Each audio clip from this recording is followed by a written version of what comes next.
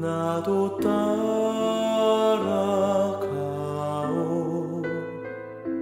모든 물과 피를 흘리신 그 길을 나도 가오. 험한 산도 나는 괜찮소. 바다 끝이라도 나는 괜찮소. 죽어가는 저들을 위해 나를 버리길 바라오. 아버지 나를 보내주오. 나는 달려가겠소.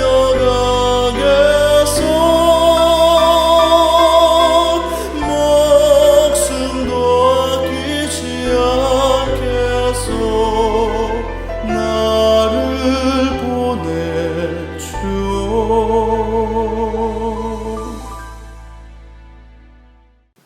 안녕하세요. 이 시간도 사도행적 14장 진리의 탐구자. 여러분, 오늘 제목이 주는 이 진리의 탐구자는 누구에 관한 얘기 같습니까? 고넬료에 관한 얘기입니다. 오늘 공부할 내용이 상당히 길어요. 사도행전 9장, 10장, 11장까지 나가고 있는데 다음 장이 12장을 공부할 텐데 이게 다 베드로 편을 지금 기록하고 있는 장이에요. 그래서 오늘과 다음 시간은 베드로를 중심으로 일어난 선교 얘기를 우리가 공부하도록 할 것입니다. 자, 그러면 오늘 본문의 말씀 너무 긴 내용인데 여러분들이 또 잘 아는 내용이기도 해요. 그래서 좀 간추려서 읽어드리고 내용도 요약해서 좀 말씀드리도록 할 것입니다. 사도행전 9장 32절로 42절. 때에 베드로가 사방으로 두루 행하다가 룻다에 사는 성도들에게도 내려갔더니 거기서 에니아라 하는 사람을 만나매 그가 중풍병으로 상위에 누운 지 8년이라.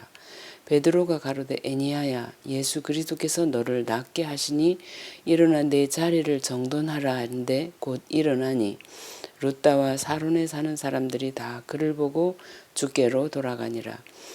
요빠에 다비다라 하는 여제자가 있으니 그 이름을 번역하면 도르가라.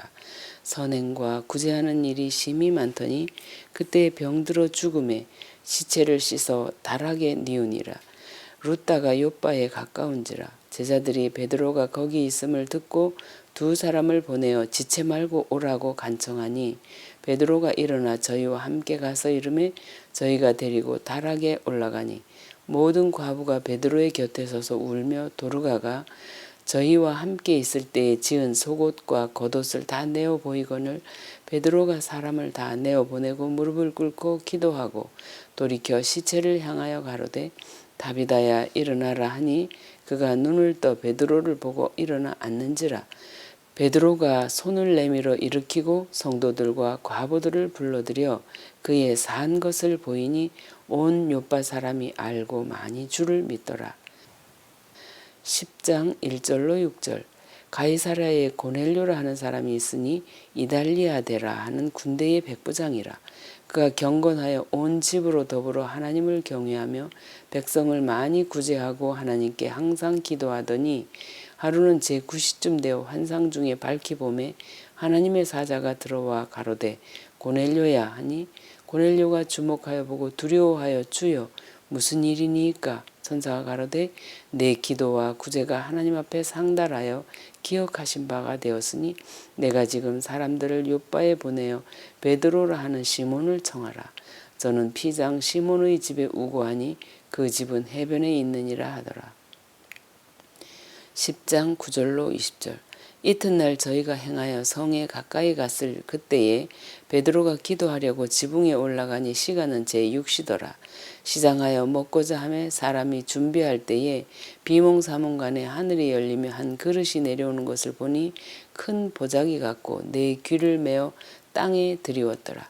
그 안에는 땅에 있는 각색 4발 가진 짐승과 기는 것과 공중에 나는 것들이 있는데 또 소리가 있으되 베드로야 일어나 잡아 먹으라 하거늘 베드로가 가로되 주여 그럴 수 없나이다.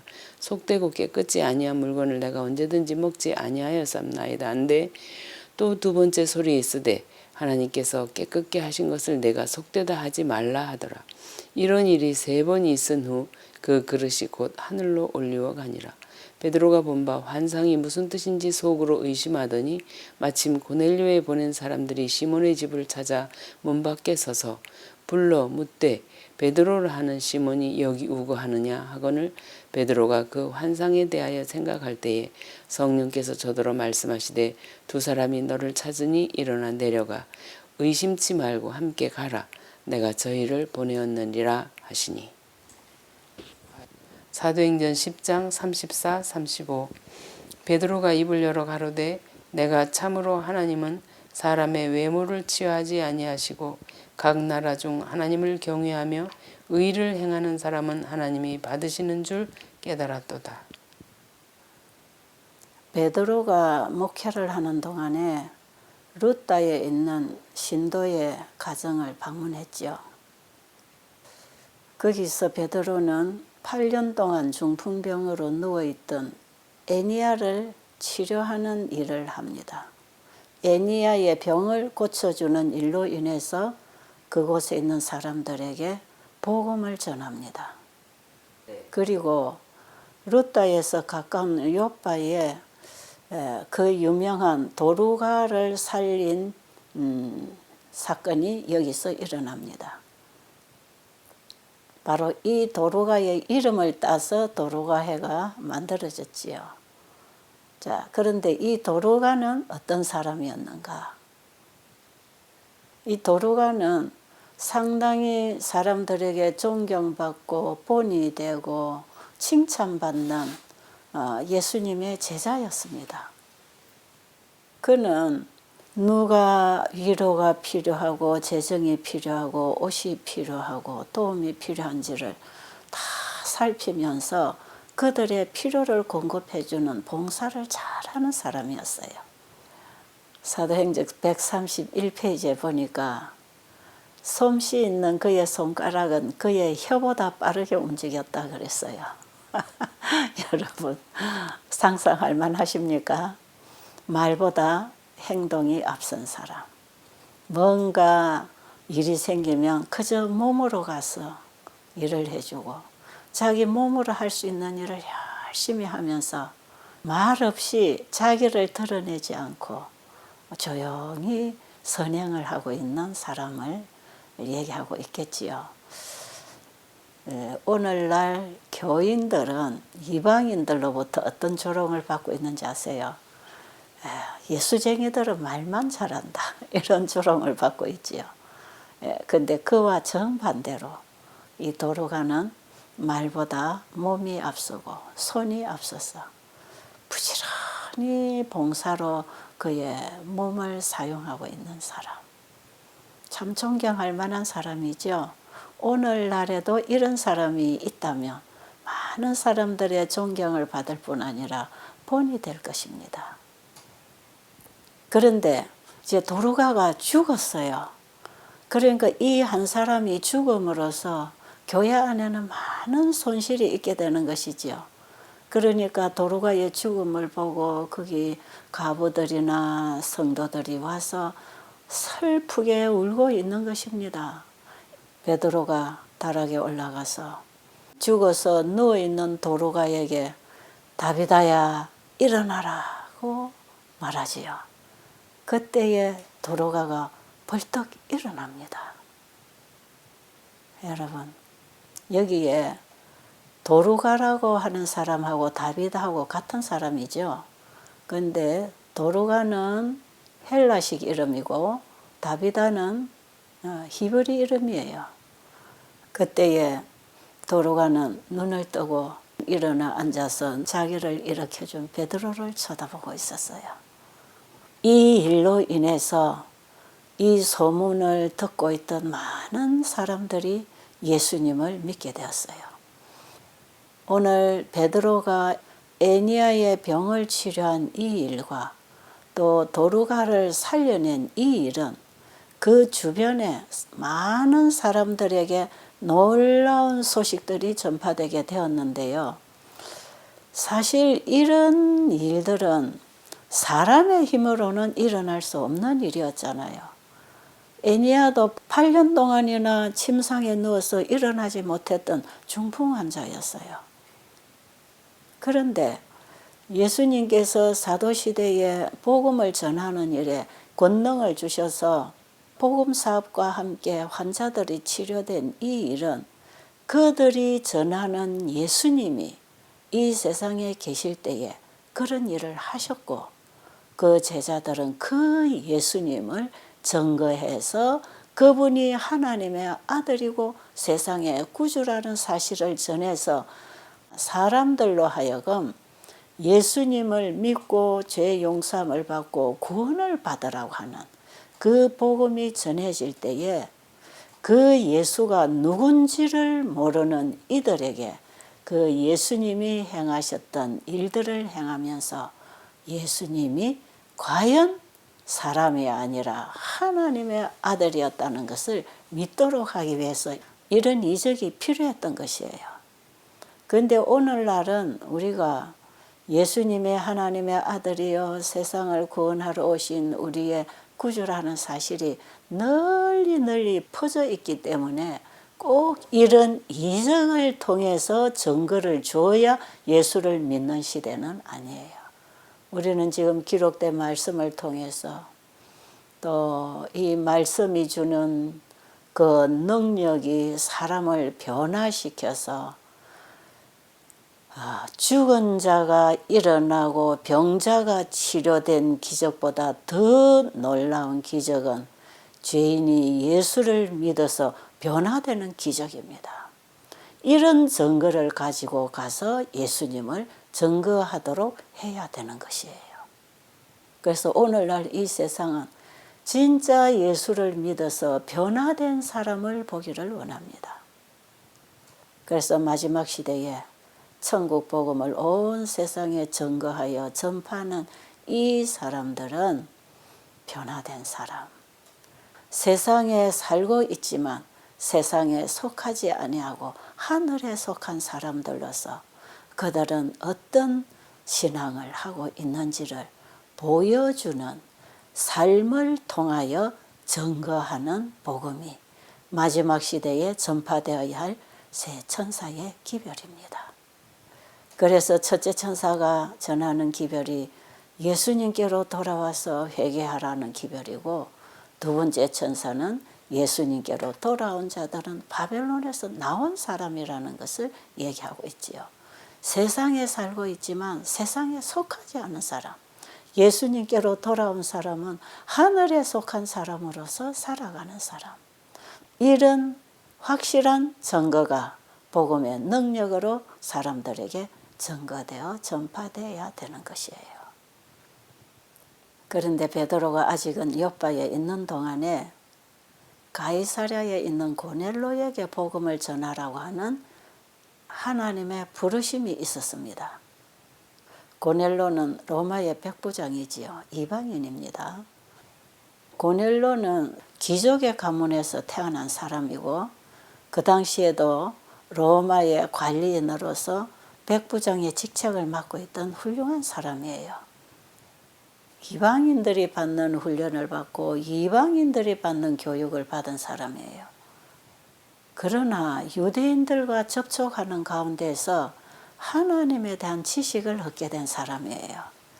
이 당시에도 유대인들은 이방인들과의 편견이 심했기 때문에 이방인들을 전도하려고 하지는 않았지만 함께 살아가는 생활 속에서 아마 유대인들과 접촉하면서 유대인들이 믿는 하나님을 알아갔던 것 같아요. 그래서 고넬로는 창조주를 믿는 신앙을 가지고 있었다 그래요. 자기 혼자만 창조주를 믿었던 것이 아니고 그분의 가르침을 받아들인 경건한 사람으로 살 뿐 아니라 자기 온 가족들에게도 이 복음을 전해서 가족들이 다 하나님을 믿는 사람이 되었던 가족이에요.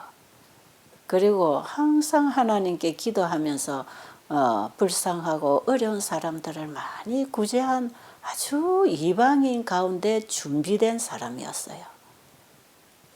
고넬료는 창조주를 믿는 신앙이 있었기 때문에 창조주에 대한 권위를 인정하고 있었고, 그랬기 때문에 생애의 모든 과정에 있어서 하나님의 도움을 구하면서 하나님의 말씀에 순종하는 사람이었어요. 가정생활에서나 공무에서나 하나님 앞에 충실한 사람이었습니다. 그는 매사에 하나님의 도움을 구하고 하나님의 뜻대로 살기를 원했기 때문에 그는 온 가족과 함께 하나님 앞에 가족재단을 쌓으면서 살아가는 성실한 신자였습니다. 그랬기 때문에 고넬료는 유대인들이 읽는 구약 성경을 읽었고 그 성경 속에 기록되어 있는 메시아에 대한 예언을 알고 있었어요. 그러나 예수님이 이 땅에 오셔서 사시고 가르치시고 죽으시고 부활하신 이 복음에 대해서는 잘 알지 못했어요. 이런 사람이 주변에 있었지만 유대인들은 이 사람이 이방인이었기 때문에 별 관심이 없었어요. 그때에 하나님께서는 빛을 따라 순종하려고 하는 이 이방인에게 이제는 예수 그리스도가 세상의 구주로 오셨다고 하는 이 사실을 알려줘야 됐기 때문에 이 복음을 가진 베드로하고 만나도록 일을 하신 것이에요. 그래서 고넬료가 기도하고 있을 때에 하나님은 천사를 보내셨어요. 하나님이 보내신 천사가 와서 고넬료야 했을 때 고넬료는 주여 무슨 일이시니까 하고 대답합니다. 사도행전 10장 4절에 보니까 천사가 뭐라고 말합니까? 고넬료야 네 기도와 구제가 하나님께 상달되었느니라. 그러니 사람들을 보내서 욥바에 있는 베드로를 청해라 그랬어요. 그래서 고넬료는 종들을 시켜서 욥바에 있는 베드로에게로 보냅니다. 그런데 고넬료에게 보냄을 받은 이 천사는 지금 또 욥바에 있는 베드로에게 보내집니다.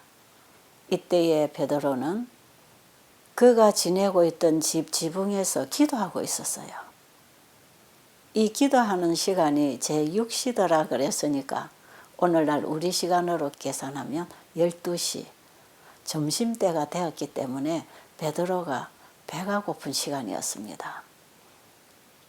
그때에 비몽사몽간에 하늘이 열리면서 큰 보자기가 하나 내려왔습니다.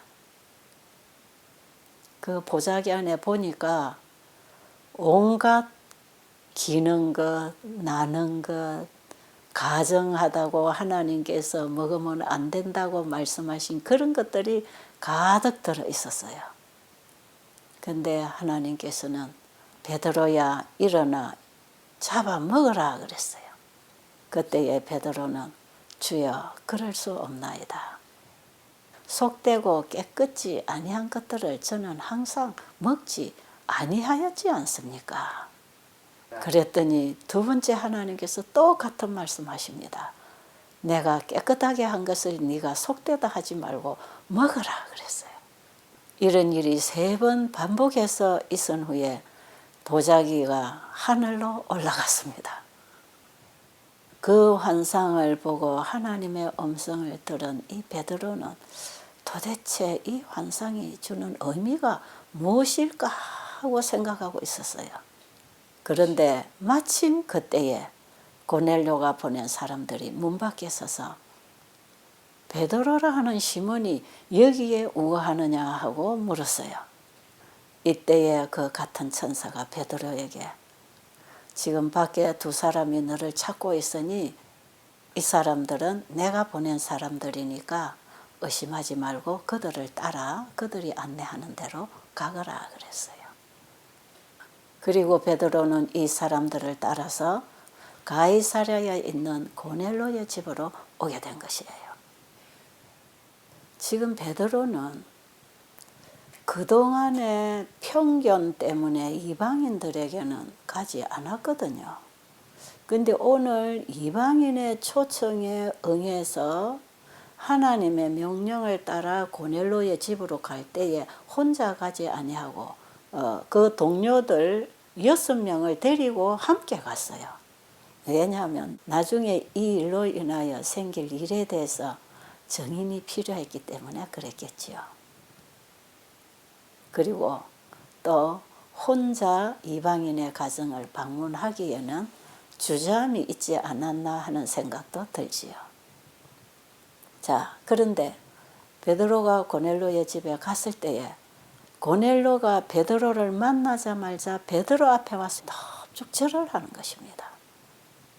그때에 베드로가 놀래서 고넬로를 일으키면서 이렇게 하지 마라.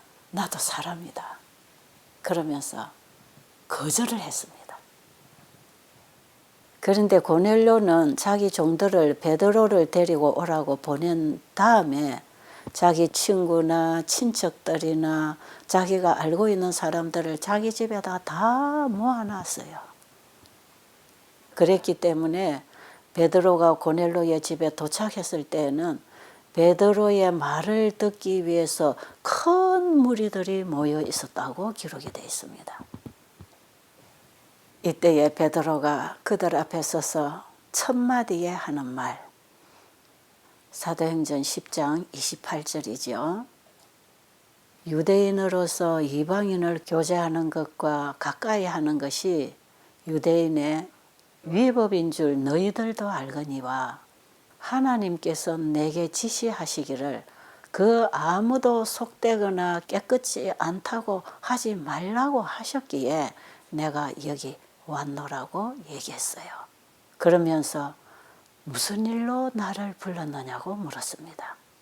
그때에 고넬료는 천사가 자기에게 와서 했던 그 모든 말을 다 얘기했습니다. 그 천사의 말을 듣고 내가 사람을 당신에게 보냈는데 당신이 듣고 왔으니 이제 우리가 당신의 말을 듣기를 원하나이다. 그때에 그 말을 듣고 베드로는 하나님은 사람을 외모로 보지 아니하시고 각 나라에 있는 하나님을 경외하는 사람들을 하나님이 부르고 계신다는 것을 알았다고 하면서 거기서 복음을 전하기 시작합니다. 베드로가 이 자리에 서서 전한 복음은 지난번에 우리가 시대의 소망 너희에게 평강이 있을지어다 하는 그 장에서 예수님이 부활하시고 다락방에 모여있는 제자들에게 오셔서 앞으로 제자들이 세상에 전할 복음이 무엇인지를 상세하게 다 가르쳐 주셨잖아요. 그게 뭐였지요? 예수님의 초림과 그분의 생애와 그분의 가르치심과 또 그분의 죽으심과 부활과 성천과 그리고 죄인들이 오직 예수님의 흘리신 보혈의 피로 죄 용서가 이루어졌다고 하는 이 구원의 복음을 사람들에게 전하라고 하셨을 때 베드로는 오늘 고넬로 집에 모여있는 이 청중들에게 그 복음을 다 샅샅이 전할 때에 베드로가 친히 보고 듣고 배운 그 예수님을 증거했어요. 나는 이 나사렛 예수와 함께 3년 반 동안 같이 다니고 같이 보고 같이 배워서 그분이 죽은 지 3일 만에 부활하시고 하늘로 승천하셨다고 하는 이 생생한 실화를 사람들에게 증거하면서 그분이 세상에 구주로 오신 분이기 때문에 그분을 믿고 구원을 받으라고 하는 복음을 힘있게 전했어요. 이때에 사람들의 가슴이 뜨거워지고 예수님에 대한 믿음이 생길 때에 성령께서 강하게 역사하셨어요. 그런데 베드로가 죄인의 유일한 소망으로서 예수 그리스도를 증거할 때에 베드로의 가슴이 뜨거워졌어요. 그리고 베드로에게 주신 그 계시의 뜻이 더 충분하게 깨달아지기 시작했어요. 그 계시가 뭐였어요? 바로 환상 가운데서 하나님이 깨끗하게 하신 것을 더럽다고 가정하다고 하지 말라고 하는 그 말씀의 의미가 무엇인지를 확실하게 깨달았는데, 이 복음은 우리 유대 민족들에게만 전할 것이 아니라 이방인들에게도 전하라고 하는 말씀이었구나. 하나님이 깨끗하게 하신 것을 우리가 편견을 가지고 그들을 부정하다고 생각했구나 하는 이런 부분을 선명하게 베드로는 깨닫게 된 것이에요. 그래서 복음은 전할 때 깨달음이 더 많이 오지요. 우리도 복음을 전하면서 그 복음의 영적 의미를 더 많이 깨닫게 되잖아요. 그래서 우리는 받은 것을 나눔으로 부여해지는데, 복음도 가진 복음을 전할 때 복음에 대한 이해가 부여해지는 것이에요. 베드로는 자신도 뜨거웠지만 베드로를 통해서 복음을 듣고 있는 모든 청중들이 성령의 뜨거운 감화를 받고 있을 때에 너희들에게 이렇게 성령이 임하였으니 너희들이 침례받는 것이 옳다. 그래서 그들에게 침례를 베풀었어요. 오늘 우리는 여기서 하나님이 주시는 큰 빛이 있지요.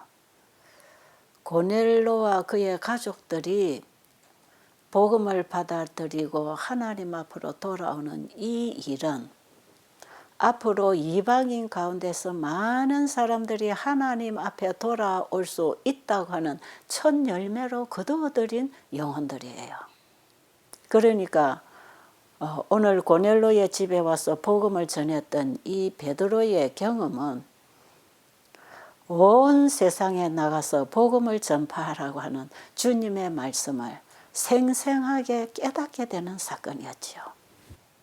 하나님께서는 낮은 사람이나 높은 사람이나 어디서나 어떤 계층이거나 간에 복음을 받기 위하여 준비된 영혼들이 있다는 것입니다. 지난번에 빌립이 사마리아에 가서 에티오피아에서 온 내시를 전도했을 때에 복음을 가진 사람들을 만나기 위하여 이방인들 가운데 복음을 기다리는 사람들이 많이 있다고 하는 것을 가르쳐 주셨고요. 오늘 이 베드로와 고넬로의 만남을 통해서도 우리에게 많은 이방인 가운데에 복음을 기다리고 있는 사람들이 많이 있다는 것을 가르쳐 주고 있는 것이에요.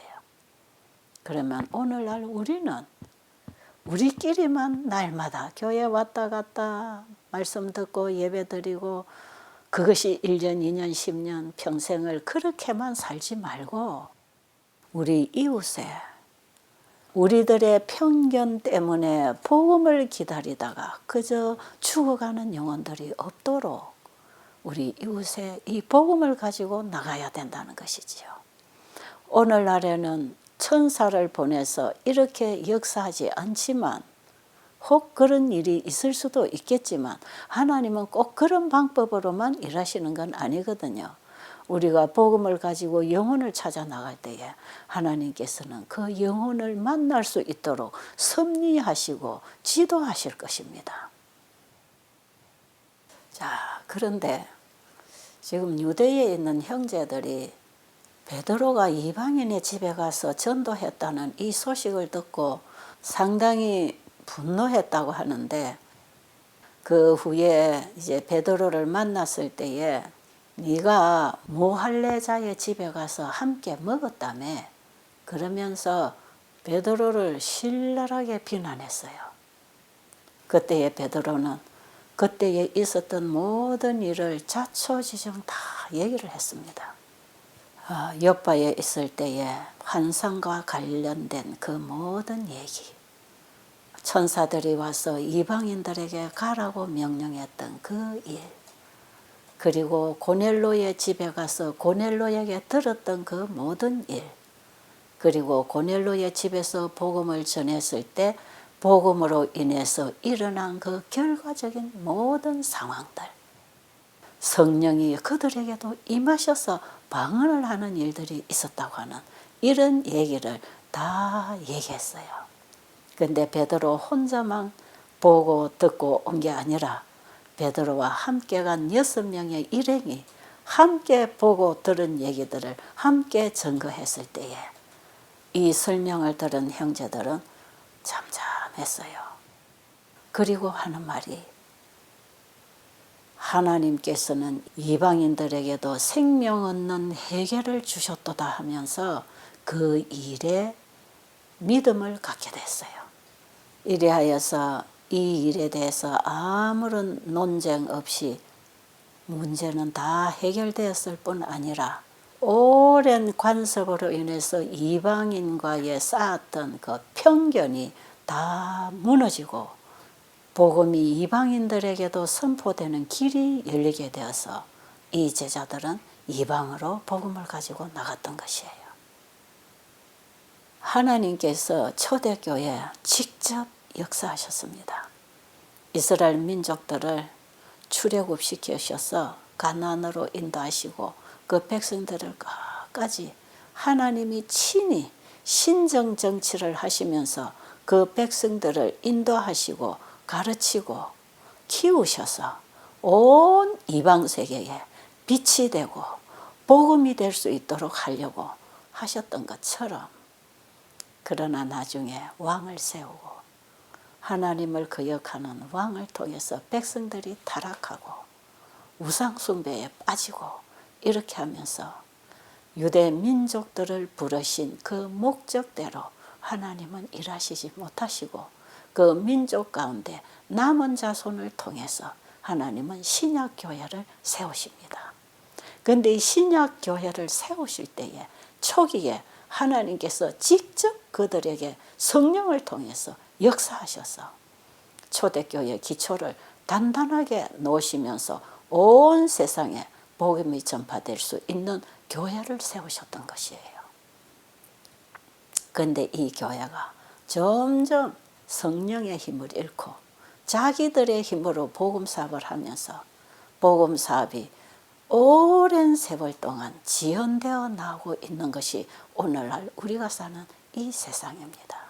그러나 하나님의 성령의 능력으로 세우신 이 기독교 역사가 맞춰질 마지막 단계에 와서 하나님께서는 진실로 회개하고 성령의 능력을 구하는 하나님의 백성들에게 이 성령을 부으셔서 마지막 사업을 마치게 될 때에 하나님이 그들과 친히 함께 하셔서 지도하시고 가르치시고 권능을 부어주셔서 이 복음 사업을 마치게 하실 것이에요.